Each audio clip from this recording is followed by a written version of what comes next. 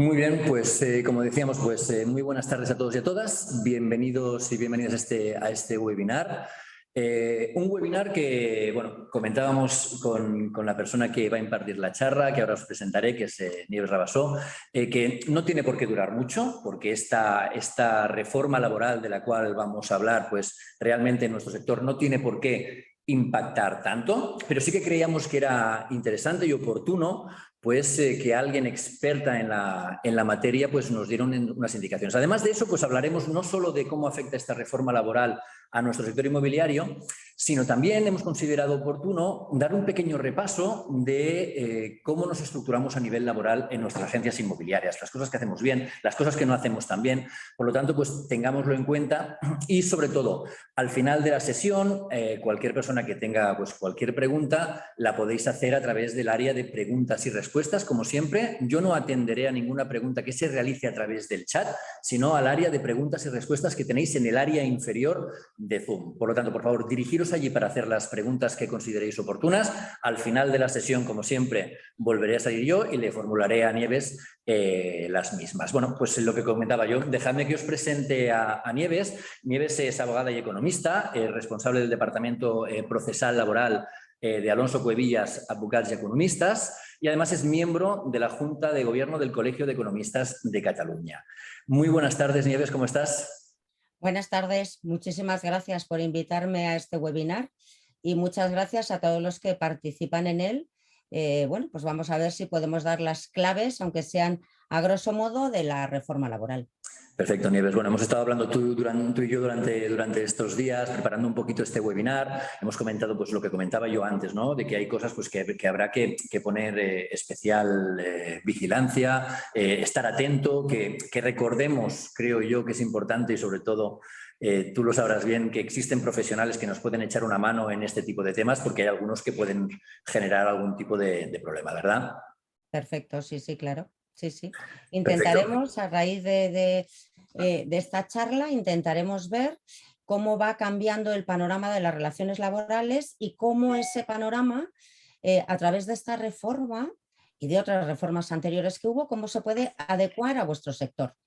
Perfecto. Pues Nieves, yo si te parece, te dejo. Luego cuando acabes vuelvo contigo y estamos unos cuantos minutos haciendo preguntas, ¿de acuerdo? Venga, perfecto. Muchas Adelante, todo gracias. tuyo. Gracias. Bueno, nuevamente, una vez más, las gracias al colegio por haberme invitado a esta exposición. Realmente creo que es importante que dentro del colectivo veamos cuáles son las medidas más importantes o de mayor impacto que ha tenido la reforma laboral. Esta reforma laboral que en un principio pues, nos dieron mucho bombo y platillo, parecía que iba a ser una reforma que nos iba a desbaratar las relaciones de trabajo y, hombre, realmente tampoco ha tenido un gran impacto. Sí que lo ha tenido en materia de contratación, que es el motivo por el cual estamos hoy aquí, pues para ver cómo puede afectar estos cambios en la contratación, cómo pueden afectar a todo vuestro sector. Pero lo cierto es que tampoco ha habido cambios sustanciales porque se ha tomado o se ha heredado un poco la flexibilidad que ya tenía la reforma laboral del año 2012. Por tanto, diremos que es una reforma un tanto discreta. Hay apartados que la propia norma ya dice que tendrán que ser objeto de desarrollo reglamentario, con lo cual hay muchas cosas que han quedado un poco sin dejar o sin aclarar mucho. Los laboralistas, lo digo precisamente hablando en primera persona, estamos acostumbrados a que nuestro legislador no haga las cosas demasiado bien, no deje bien claras las especificaciones en cada norma y entonces tenemos que acudir muchas veces a las interpretaciones. Pero bueno, al margen de todo esto, sí que quiero llamarles o llamaros la atención a todos sobre el título que tiene el Real Decreto que publica o que contiene la reforma laboral. Y para los que no lo sabéis, es el Real Decreto Ley el 32/2021 de 28 de diciembre de medidas urgentes para la reforma laboral, la garantía de la estabilidad en el empleo y la transformación del mercado de trabajo. ¿Por qué incido en el título? Porque el título ya os está diciendo todo. Estabilidad en el mercado, en el empleo y transformación del mercado de trabajo. Esto viene a consecuencia, lógicamente, de que la Unión Europea ha llamado la atención a España por el enorme o la gran tasa de temporalidad que teníamos en nuestras relaciones de trabajo, porque si bien hay algo en lo que incide esta reforma laboral, pero que ya estamos incidiendo desde hace muchos, muchos años, es que en España el contrato de trabajo es indefinido. Por definición es indefinido. En todos los despachos o en asesorías jurídicas nos hemos hartado de que los clientes nos llamaran y nos dijeran: oye, entra una persona a trabajar, contrato de 6 meses, 2 meses de periodo de prueba. Claro, y cuando le preguntabas para qué puesto de trabajo es, con qué categoría lo quieres, para qué lo quieres, qué finalidad tiene este puesto de trabajo, nos dábamos perfecta cuenta que era un contrato de trabajo estable, que era para ocupar un puesto de trabajo que hacía falta en la empresa y por tanto no quedaba acreditada la causa de temporalidad en modo alguno. Es verdad que se ha abusado de este tipo de contratos. Todos los conocéis, los de circunstancias de la producción, los eventuales por acumulación de tareas o excesos de pedidos, y lo poníamos para todo, o los de obra o servicio determinado, cuando se utilizaban para causas que nada tenían que ver con las causas que hacían el contrato legal. Por tanto, que nos quede grabado perfectamente: en España el contrato de trabajo es un contrato indefinido. Esa es la regla general. Dentro de la regla general, lo que podremos decir es que hay excepciones a la regla general. Esta reforma laboral lo que ha hecho también es eliminarnos ya de raíz todos los contratos, los de obra o servicio y los eventuales por circunstancias de la producción. Todos los contratos temporales los ha eliminado. Ha establecido un periodo transitorio, lo digo por si hay alguien que tiene suscritos esta modalidad contractual.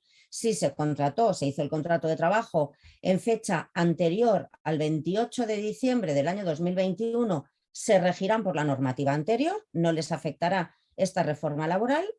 Se establece un periodo transitorio, que quiere decir que aquellos contratos que se hayan celebrado entre el 28 de diciembre del año 2021 y el 30 de marzo del año 2022 se regirán por la normativa anterior en cuanto a las condiciones laborales, a excepción del plazo, que solo podrán ser suscritos por un plazo máximo de 6 meses, y a partir del 31 de marzo entra en vigor plenamente la reforma laboral y se elimina esas modalidades contractuales. Es decir, si queremos acudir a esos contratos cicloestilados que teníamos, que nos los encontrábamos en las páginas web, tanto de la tesorería en este caso, no nos los vamos a encontrar porque desaparecen con efectos a 31 de marzo. Esto es muy importante, sobre todo para saber que ya no se pueden hacer estos contratos y que si los hacemos antes del 31 de marzo van a tener un plazo de 6 meses máximo y sin posibilidad de prórroga. Una de las cosas o uno de los contratos donde ha incidido mucho la reforma laboral es en los contratos formativos. Claro, en el sector inmobiliario yo no sé hasta qué punto se pueden hacer contratos formativos porque no les veo bien el encaje, salvo en aquellas agencias inmobiliarias pues que sean excesivamente grandes y que queramos tener personas pues a lo mejor que tengan una cierta responsabilidad en el futuro. Entonces vamos a dar 4 pinceladas de estos contratos porque sí que creo que realmente no son muy de aplicación en el sector de que se trata.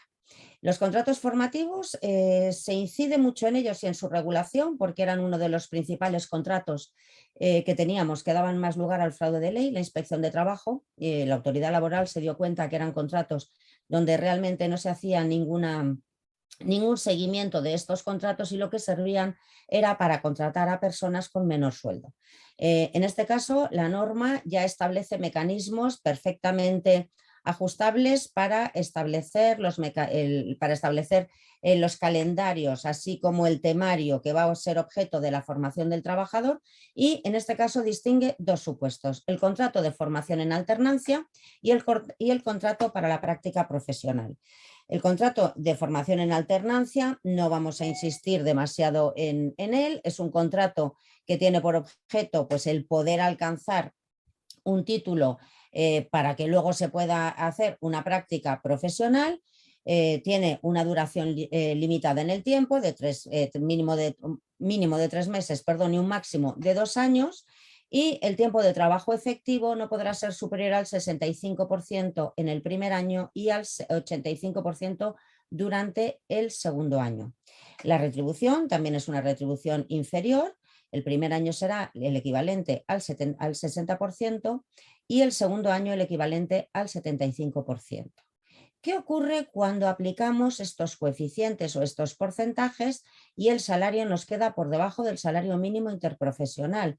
Pues tendremos que aplicar este, porque nunca podemos aplicar un salario que esté por debajo del salario mínimo interprofesional. Como digo, sin entrar mucho en esta materia, lo que está claro es que ahora se establece un plan de formación profesional para el trabajador, donde va a tener una participación muy activa la empresa.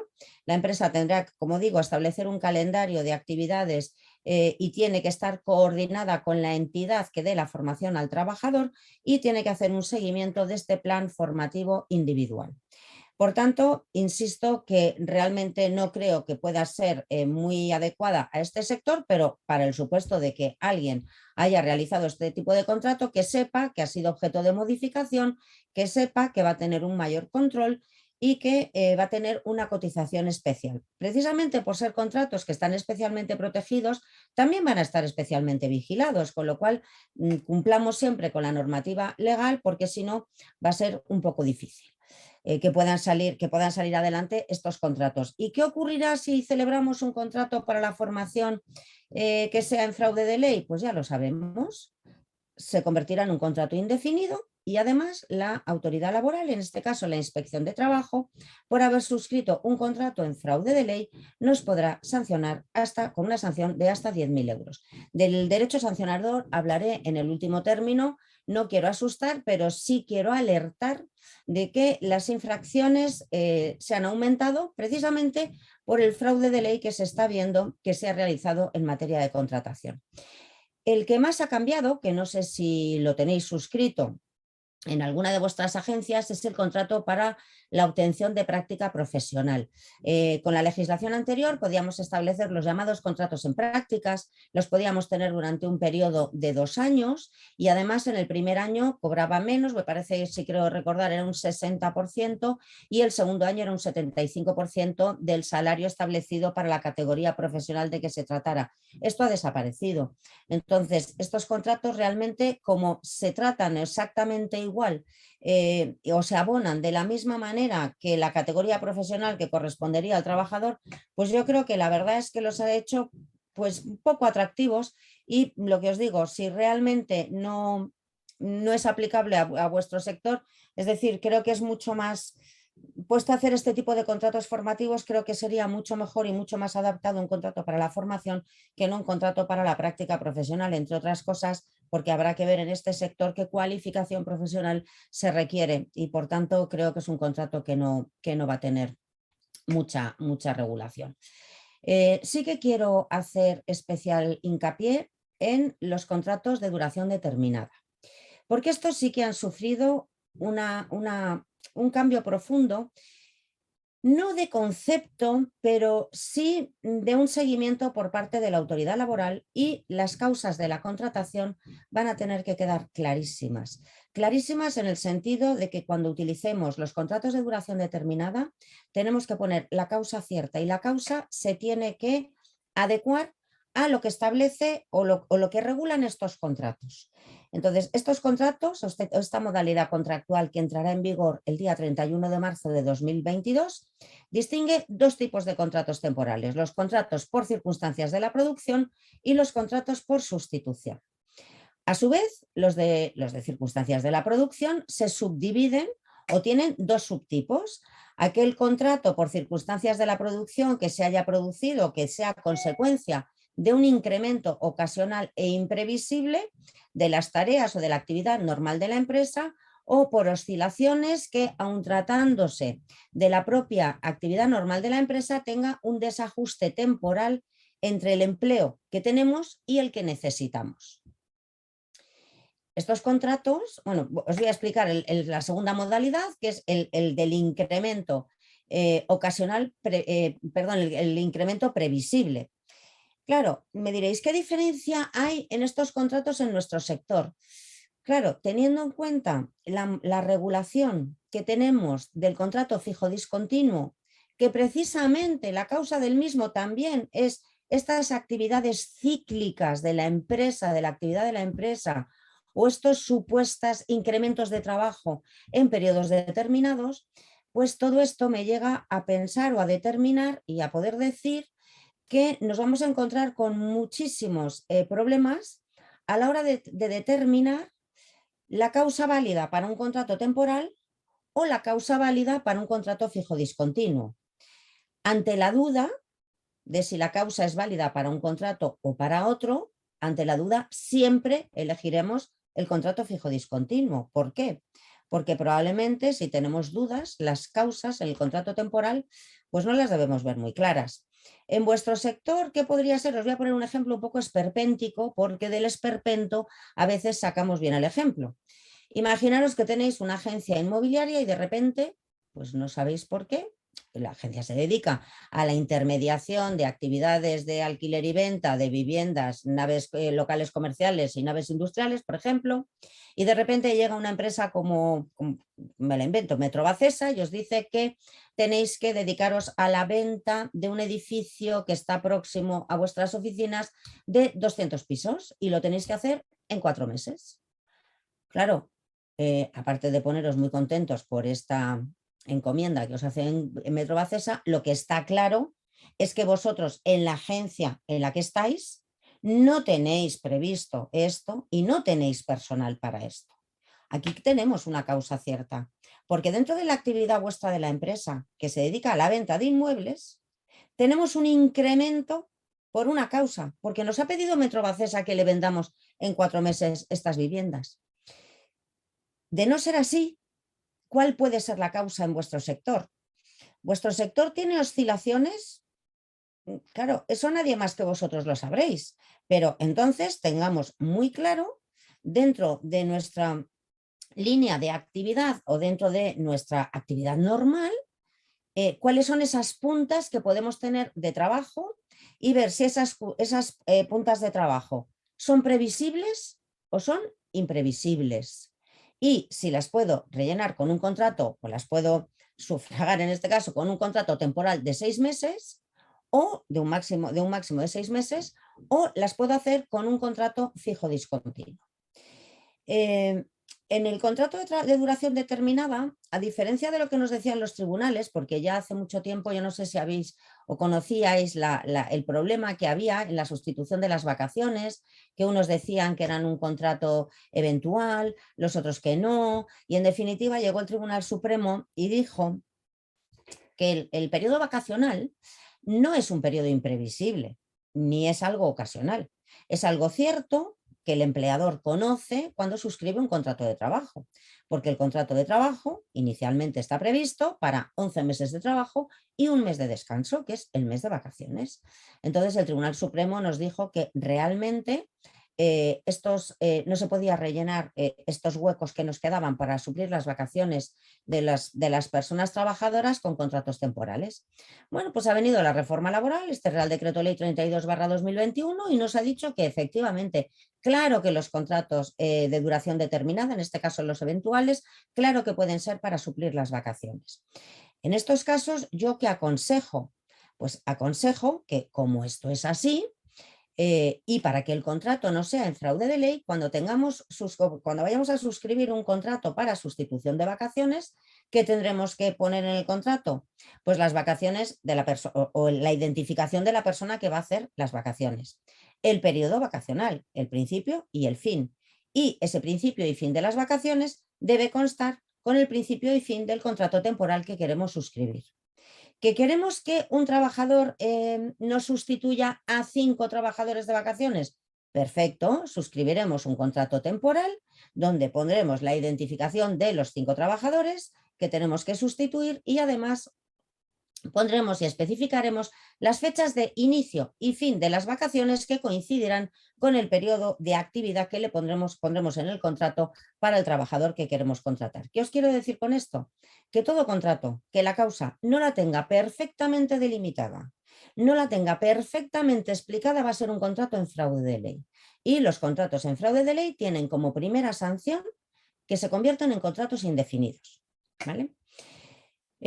Por otro lado, en los contratos los temporales, los contratos eventuales, esto para atender situaciones ocasionales y previsibles, realmente se hacen para una duración de 90 días y yo creo que esta modalidad contractual no está pensado, en este caso para el sector inmobiliario, sí que creo que más que está para el sector del comercio, el sector del retail y determinados sectores donde es verdad que tienen puntas de producción, pues porque tienen épocas de rebajas o porque ponen determinados artículos en el mercado en unas fechas determinadas, pero realmente no sé cómo podemos asimilar este tipo de contrato, el de duración determinada por causa previsible, cómo lo podemos adecuar a vuestro sector. Por tanto, a mí realmente no se me ocurre. De todas maneras, si veis que en vuestra empresa alguien puede tener o puede estar en este supuesto, no hay más que acudir al Real Decreto y ver cómo se acomoda vuestra necesidad con lo que establece el Real Decreto para este tipo de contratos y los requisitos que establece.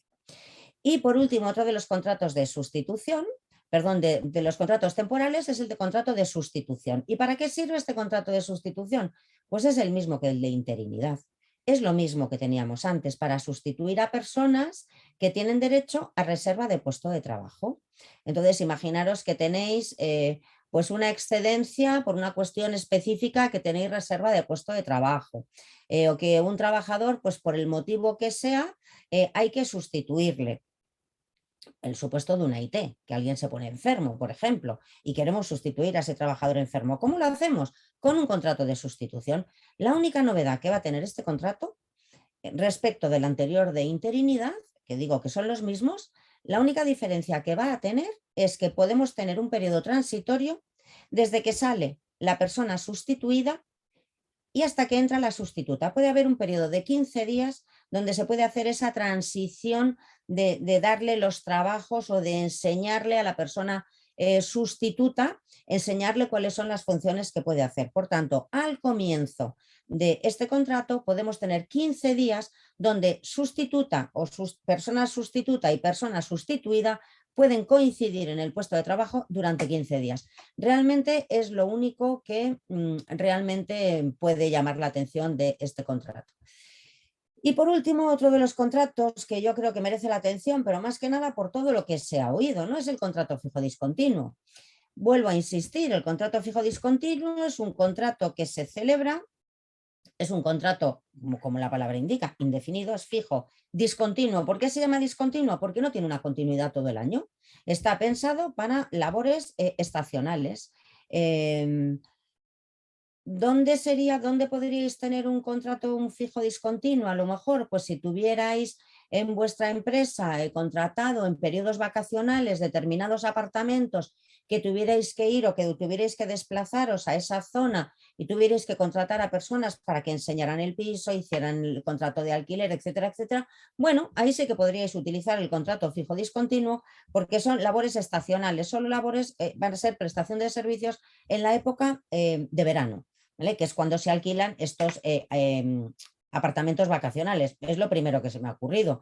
No sé en qué momento podéis necesitar este contrato fijo discontinuo, pero en cualquier caso, que sepáis que es un contrato que existe, que va a obedecer a una situación, como digo, discontinua. Esta sí que va a ser ocasional, previsible, porque va a ser o de temporada o estacional, pero que perfectamente se puede adecuar, en este caso, a vuestro sector.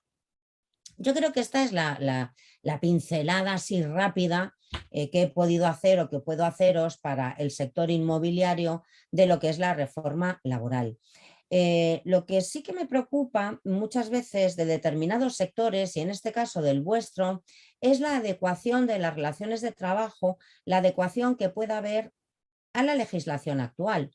No olvidemos, como os he dicho, trataríamos en materia de sanciones, lo trataríamos al final, entonces sí que tengo que deciros que efectivamente una de las cosas que hace la reforma laboral es se tipifica nuevas infracciones relativas a la incorrecta aplicación de los contratos temporales, a la incorrecta aplicación a través de empresas de trabajo temporal y a la correcta e incorrecta aplicación de todas estas medidas que contiene el Real Decreto Ley 32/2021.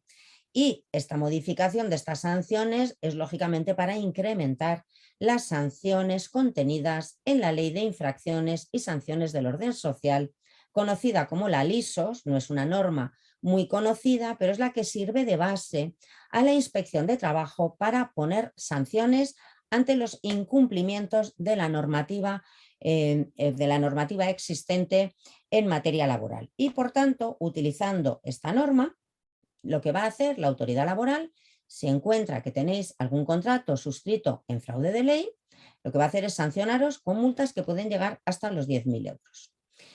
Dicho esto, y sabiendo que los contratos en fraude de ley pueden llegar hasta estas cantidades, ojo, por contrato, es otra de las novedades que tiene la norma, que antes se sancionaba solo a la empresa, es decir, cogían un NIF y si este NIF tenía 3 o 4 contratos que fueran en fraude de ley, se imponía la sanción solo a la empresa en función de lo que creía, en este caso el inspector, pero la sanción sería probablemente la mínima o la media, el grado mínimo dentro del grado medio.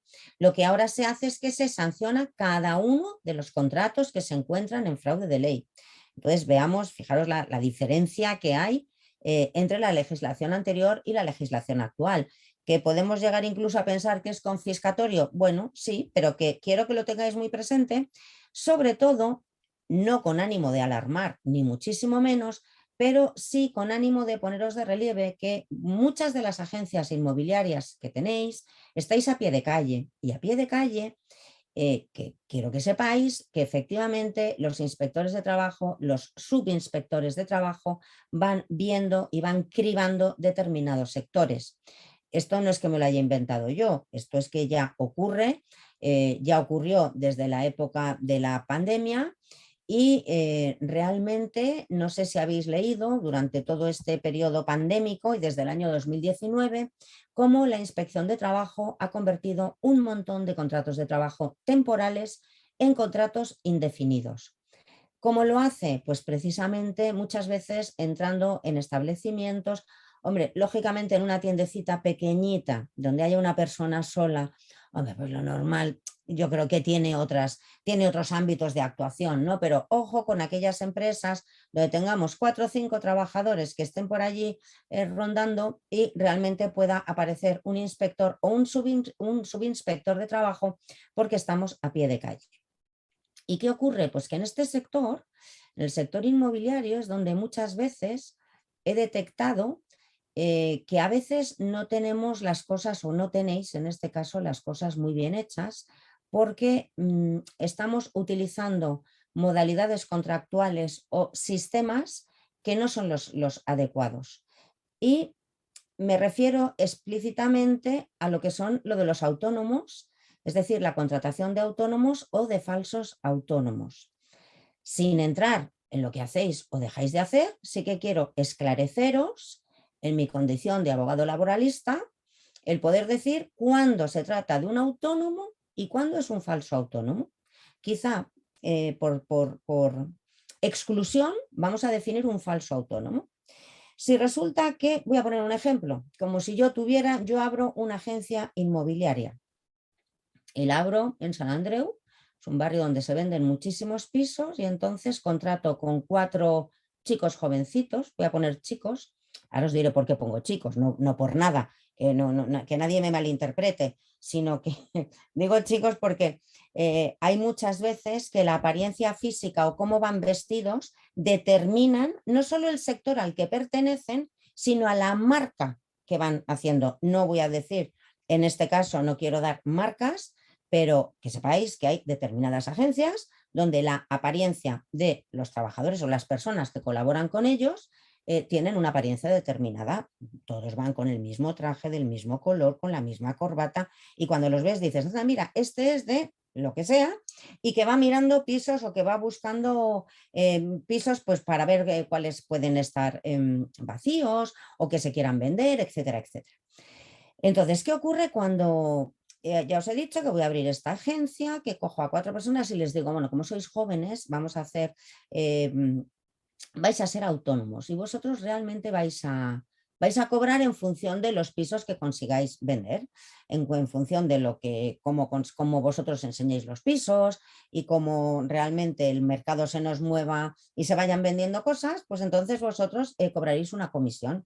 Como sois jóvenes, pues es que además ahora está fenomenal esto de la tarifa plana de los autónomos, que pagáis 50 euros, con lo cual a vosotros tampoco esto os va a suponer mayor importancia o mayor gasto. Entonces, iréis a visitar los clientes que yo os diré, porque para eso tengo yo la cartera de clientes, porque soy la dueña de la agencia. Tenéis que venir por la mañana a la agencia a las 9:30. Entonces, a partir de las 9:30 reparto el trabajo por zonas, donde tendréis que ir enseñando pisos por zonas. En función de la página web que me he anunciado, pues tendré que ver los pisos que tengo que enseñar y luego venís al mediodía para darme el rapport de lo que habéis hecho, lógicamente, y por la tarde pues exactamente lo mismo. Os daré en la zona los clientes que tengáis que visitar y cuando ya creáis que el cliente está convencido y tal, lo traéis a la agencia para que firme el contrato de arras, que lo firma conmigo, porque soy la dueña de la agencia y yo soy la que he contratado con el titular del piso en cuestión que se va a vender. Bueno, pues si yo hago esta dinámica, yo ya os digo de entrada que yo tengo a 4 personas trabajadoras en fraude de ley. ¿Por qué? Pues por una razón fundamental, porque se cumplen todos y cada uno de los requisitos que establece el artículo 1 del Estatuto de los Trabajadores, que es la dependencia y la ajenidad. Dependencia porque dependen de mí. Mira, yo tengo las órdenes. Si lo hacen mal, les puedo reñir, amonestación verbal. Incluso se la puedo hacer escrita, porque para eso tengo mi potestad organizativa dentro de mi negocio, que yo soy la que tengo la potestad organizativa y disciplinaria. Además, les digo las zonas a las que tienen que ir en base a esa potestad organizativa que os digo. Y si el negocio sale o no sale, ellos, la intermediación que está en que la venta se haga o no haga, no. Ellos están en que han enseñado ese piso, han conseguido a esa persona que va a comprar el piso y si luego hay financiación o no hay financiación, me repercutirá a mí como titular de la agencia, que tampoco voy a entrar en ese término y en ese terreno, pero que lo que sepamos o tenemos que ver que eso no es un autónomo, eso es un falso autónomo. Si resulta que además estas personas, ¿cómo podrían ser autónomos? Pues podrían ser autónomos porque vayan un poco a su aire, porque trabajen para más agencias inmobiliarias o en otro sector y porque no sea yo la única pagadora que tienen estas personas. Cuando yo soy la única pagadora, acordaros que había abierto una inmobiliaria en San Andreu, cuando yo soy la única pagadora, es evidente que ahí lo que tengo es un falso autónomo y lo que hay es una relación de trabajo. Y os lo explico, ya os lo he dicho, por los principios de ajenidad y dependencia. ¿Qué ocurrirá si a mí me viene la inspección de trabajo? Imaginaros a las 9:30 de la mañana, donde estoy repartiendo zonas y me ve allí a las 4 personas trabajadoras con el mismo trajecito, con la misma corbata, todo igual, y les digo, no, es que son autónomos, que nada, trabajan conmigo, son comisionistas.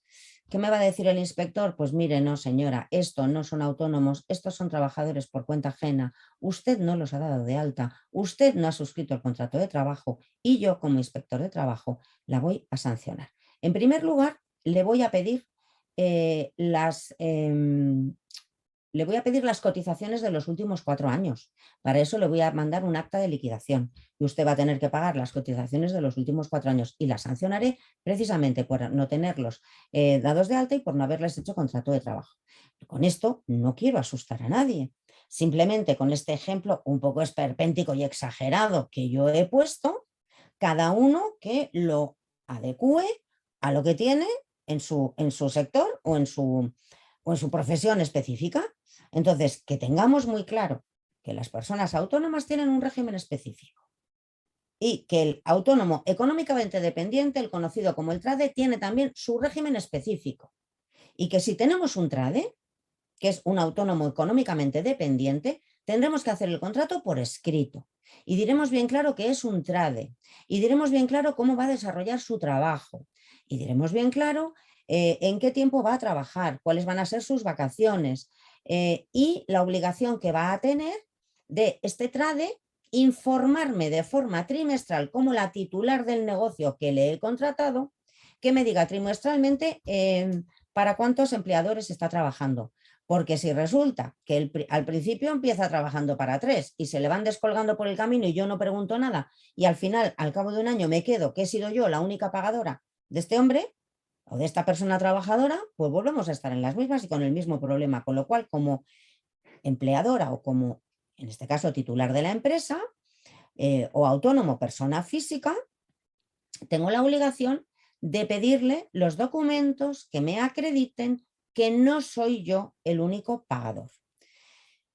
Yo creo que con esto hemos dado una pincelada en general a lo que puede ser las relaciones de trabajo en el ámbito del sector inmobiliario. Yo sé perfectamente pues, que no todos gusta lo que digo, pero es que como laboralista la verdad es que os digo la verdad, llevo 30 años trabajando como abogado laboralista y creo que gusta tan poco todo lo que digo siempre, que estoy tan acostumbrada a ser como Pepito Grillo, en el sentido de no, esto no, no, esto no lo haga, esto no lo suscriba. Pero claro, yo estoy para decir lo que hay. Y una vez se informa a todas las personas de lo que hay y de los riesgos que corren, ya cada uno tiene la libertad suficiente como para gestionar el negocio como mejor le convenga o como mejor quiera hacerlo. Pero en cualquier caso, creo que es muy importante cuando uno asume riesgos saber cuáles son los riesgos que está asumiendo y probablemente en ocasiones sea rentable, ¿eh? Y en ocasiones no digo yo que no vaya bien. En este sector específicamente creo que puede dar cierta problemática el hacer las cosas mal, pero en cualquier caso yo lo dejo a disposición de cada uno que lógicamente atienda su negocio como mejor quiera. Y en cualquier caso quedo a disposición de todos los que me estáis escuchando para cualquier consulta o cualquier cuestión que me queráis dirigir. Tendréis supongo que os remitirán tanto mi correo electrónico como en los datos del despacho por si tenéis alguna duda que no queden resueltas en el día de hoy o que precisamente pues mañana pensando en lo que yo he estado diciendo si os ocurra algo, pues ningún problema que os atenderé gustosamente. Y a partir de aquí yo creo que con mi exposición ya os he machacado bastante, llevamos casi 3/4 de hora, con lo cual yo creo que podemos dar por terminada lo que es la aplicación de la reforma laboral a vuestro sector. A partir de Nieves, aquí, abierto a cuanto me queráis decir. déjame que me acerque un poquito la cámara para que se me vea bien. Oye, muchísimas gracias. Yo básicamente creo que ha quedado clarísimo todo. Por hacer un breve resumen de lo que es esta reforma laboral, comentabas que afecta mucho a la temporalidad, ¿correcto? Que elimina pues, los contratos temporales, que además los contratos formativos se revisan también profusamente.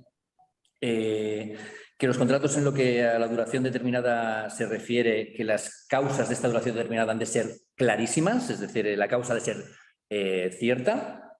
Hablábamos también de que bueno, los contratos de duración determinada por causas previsibles o de fijos discontinuos podrían darse en este sector. Y aquí es algo que a lo mejor me gustaría diferenciar y preguntarte.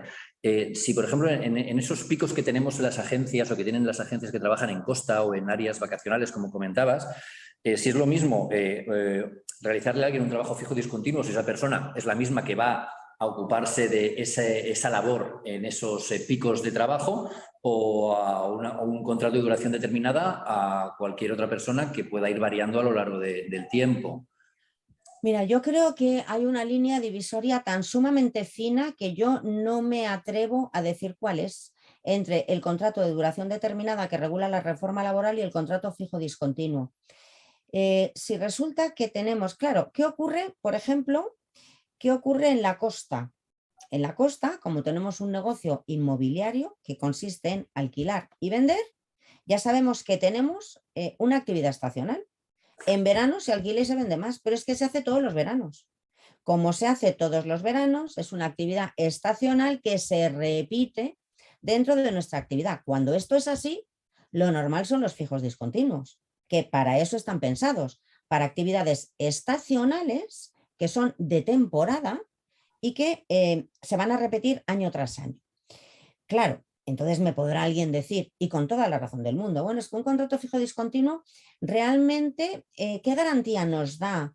O nos da recelo, porque ¿quién me puede garantizar que cuando yo hago el llamamiento a ese fijo discontinuo va a venir a suscribir el contrato conmigo o me va a dejar tirado? Claro, pues lo normal es que nos deje tirados. ¿Por qué? Pues porque habrá encontrado otro trabajo. Es decir, el fijo discontinuo, el problema que tiene es a nivel de planificación empresarial, que nunca tienes la certeza de que ese fijo discontinuo te va a acudir al llamamiento. Entonces, ¿qué ocurre? Pues lo ideal, si os pasa esto, tener un poco de previsión, como ya sabemos cuál puede ser esa actividad estacional. Oye, pues con 15 días o un mes de antelación ya le podemos decir que en fecha tal le vamos a llamar, más que nada para que comparezca.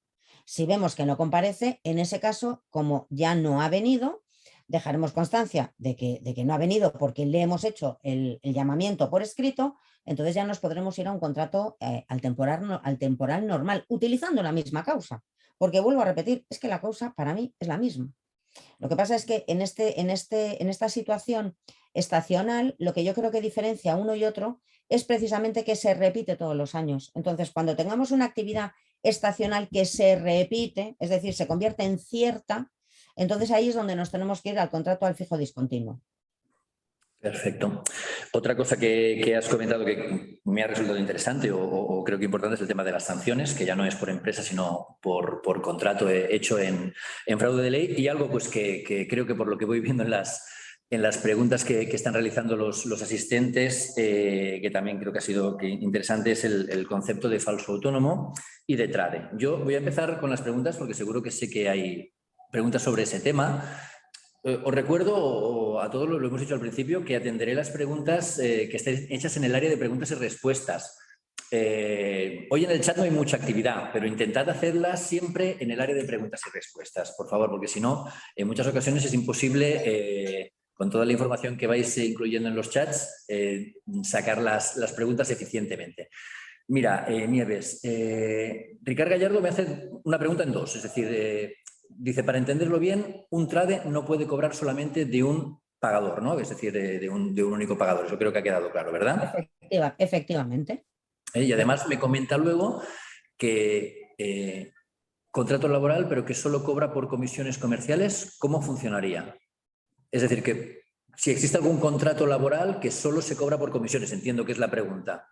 No, ¿verdad? No. El contrato laboral nos exige, es un contrato de los que llamamos, lo diré en término técnico porque es así, un contrato sinalagmático. ¿Qué quiere decir que sea un contrato sinalagmático? Que establece obligaciones para ambas partes. La obligación del trabajador es prestar servicios y la obligación del empresario es pagar esos servicios. ¿Cómo se pagan esos servicios? Conforme a los salarios que establecen como mínimo, los convenios colectivos del sector. Entonces, no podemos establecer el salario en función de comisiones, porque el salario es el que establece el artículo 26 del Estatuto de los Trabajadores, que dice que es salario cualquier retribución en dinero o en especie que percibe el trabajador por la prestación de sus servicios para otra persona que es su empleador. Por tanto, como veis, nos está diciendo el artículo 26 que es salario toda percepción que reciba una persona, tanto sea en dinero como en especie. Esas comisiones que son salario. Y como salario, así lo tenemos que abonar. Perfecto. Comenta Víctor que ha entrado un poquito tarde en la sala, en la sesión de esta tarde, y comenta, ya lo decimos para todo el mundo, lo recordamos, si los contratos de obra o servicio se siguen manteniendo. No, los contratos de obra o servicio han desaparecido. Precisamente la reforma laboral los ha derogado. Entonces, lo único que ha hecho es mantiene en vigor aquellos que se han celebrado antes del 28 de diciembre de 2021. Esos que se han celebrado antes siguen por la normativa anterior, ¿vale? Con lo cual seguirá pues, para la obra o servicio que tenga una autonomía o sustantividad propia dentro de la empresa. Después, la norma establece un periodo transitorio. Aquellos que se hayan celebrado entre el 28 de diciembre y el 30 de marzo podrán tener una duración máxima de 6 meses y se regirán por la norma anterior. Y a partir del día 31 de marzo no se puede celebrar ninguno de estos contratos porque se han derogado. Y la reforma laboral, tengamos claro que entra en vigor el 31 de marzo de 2022 para este tipo de contratación. Otra pregunta, Nieves, es, comentan, no se pueden tener TRADE en la oficina, pero sí acuerdos de colaboración entre autónomos que comparten oficina y servicios como publicación en portales, ¿no? Bueno, vale, si estos acuerdos de colaboración quedan perfectamente claros entre personas que son autónomas, sí, no lo veo mal. Ahora, un acuerdo de colaboración, claro, donde las prestaciones sean equivalentes, porque entiendo que estos acuerdos de colaboración fundamentalmente se hacen para participar en los gastos. Participamos en los gastos de una web, participamos en los gastos que tengamos de suministros en lo que es el local de negocio, participamos en los gastos de lo que supone el alquiler del local de negocio. Entonces es como si hiciéramos una comunidad de gastos. No lo veo mal, pero debería quedar claro. Y debería quedar claro las posiciones de ambas partes. Es decir, que tienen que ser igualitarias. En el momento en que haya una desigualdad, pues volvemos a lo mismo. ¿Quién es autónomo y quién es trabajador? Y en este caso, Nieves, ¿quién sería el pagador del uno o del otro? ¿Podrían ser uno el pagador del otro? No, Claro, no, son autónomos. por eso. Son autónomos. El autónomo, claro, habrá que establecer, por eso digo, hay que establecer los acuerdos. Imaginaros que pues imagínate que Sergio, tú y yo nos decidimos montarnos una agencia y nos vamos tú y yo, y cada uno como autónomo, y entonces tenemos las mismas obligaciones. Lo que pasa es que compartimos gastos. Hacemos un contrato de arrendamiento donde decimos la mitad es para ti, la mitad para mí. Tú pagas tus autónomos, yo pago los míos. El teléfono, yo pago el mío, tú pagas el tuyo. Porque claro, ¿qué ocurrirá cuando todo sea conjunto? Bueno, pues que Hacienda nos puede poner algún tipo de problemas, porque claro, ahí tenemos dos autónomos que conjuntamente están trabajando. Pero bueno, en definitiva, ¿quién nos paga? Nadie, ¿eh? Nosotros, como somos autónomos, ganamos por lo que trabajemos. Que resulta que yo vendo 17 pisos, fenómeno, me pego una fiesta. Que no vendo ninguno, me tendré que buscar otro trabajo, pero no tengo a nadie que me pague, porque lo hago yo. En el momento en que, por eso os digo, en el momento en que las partes no estén en idéntica posición, ahí es cuando ya aparece esa distinción que nos establece el artículo 1.1 del Estatuto de los Trabajadores. Grabároslo eso con sangre, vamos, cuando tengáis duda, os leéis ese articulito y la verdad es que despeja cualquier cuestión. Perfecto. Miguel Ángel Romero nos pregunta, ¿qué figura contractual puedo emplear para contratar a mi esposa y a mi hijo de 18 años como empleados a mi cargo? Soy una SLU como socio titular del 100% de las acciones. Gracias. Pues a ver, les podrás contratar, pero realmente tendrán un régimen especial donde en caso de cierre empresarial no tendrán ni acceso al Fogasa ni nada. Eso yo ahora mismo tendría que verlo porque claro, el hijo es menor. ¿De cuántos años me ha dicho el hijo? 18. ¿No? El hijo supongo que convive en este caso con el titular de las acciones y es que realmente ahí la dependencia y la ajenidad, cuidadito. Si no son titulares de las participaciones sociales, sí que entiendo que no hay ningún problema, solo que habrá que determinar en qué circunstancias podrían cobrar el desempleo, podrían cotizar para el Fogasa. Yo entiendo que si no tienen participación empresarial, no tienen ningún problema, pero claro, contratos indefinidos, ¿eh? No valen los contratos temporales. No por nada, sino porque volveremos a lo mismo. ¿Cuál es la causa de ese contrato temporal? Pues probablemente no tengamos. ¿Que tenemos causa? Fenomenal, la hacemos. Perfecto, Nieves. Víctor nos pregunta, ¿y los contratos de formación a los trabajadores pueden ser temporales? Es que los contratos de formación son temporales, son de 2 años.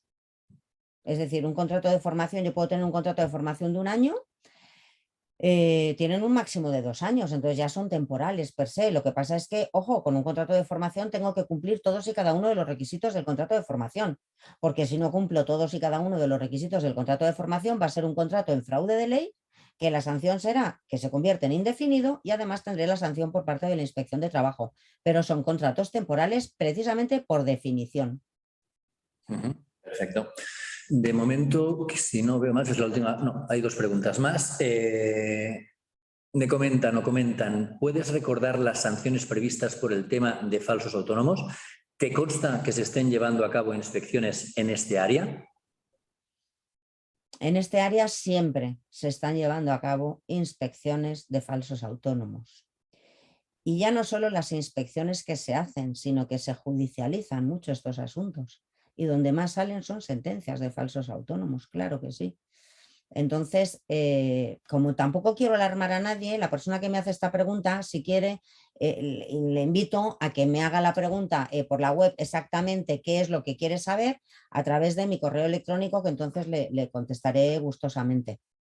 Luego mandaremos, bueno, como siempre, porque además me lo seguís preguntando, me lo estáis preguntando, os mandaremos de nuevo el vídeo, mandaremos allí también los datos de Nieves, por si queréis consultarle cualquier cosa, faltaría más.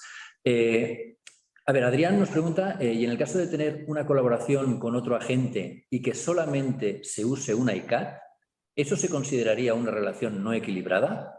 Y que solamente se utilice una. Una ICAT. La ICAT es la titulación, por decirlo de alguna manera, o la obligatoriedad de registro que existe en Cataluña para poder ejercer como agente inmobiliario. Es decir, lo que está comentando Adrián es que en una relación contractual de dos autónomos, únicamente uno de ellos tuviera esta posibilidad.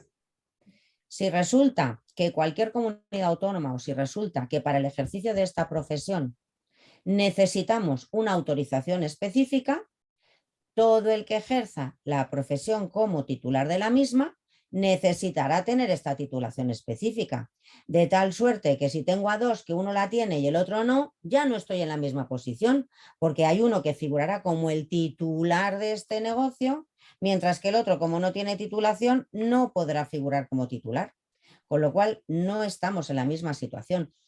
Ahora bien, que igual lleváis así 25 años y nadie os ha dicho nada. Oye, pues seguir, si yo simplemente lo digo, que si yo fuera inspector de trabajo, que lo tendría clarísimo. Si yo tengo una norma de carácter administrativo que me dice que para ejercer una profesión tengo que tener unas determinadas características, pues efectivamente tengo que tenerlas. Es como si, imaginaros que yo tengo un despacho de abogados y entonces hay autónomos que han estudiado la carrera de Derecho pero no son abogados.